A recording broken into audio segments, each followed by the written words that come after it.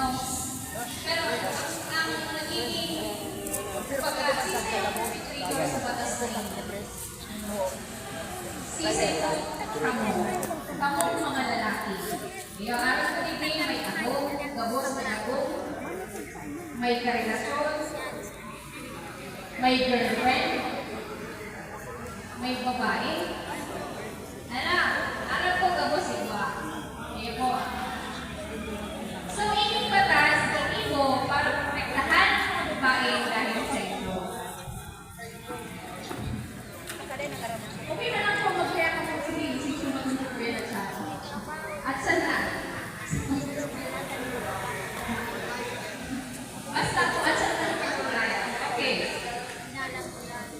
Kamo ang mga nagiging suspect or perpetrator sa batas na ito.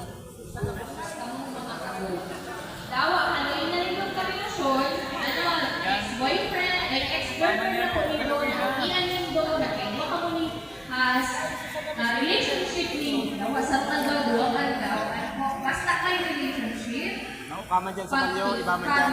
tapos kamungan sa inyong mga exes. Yan, kilorina. Presenting ako, na babae, ang sa inyong akong legal, o consent, o ang sa inyong,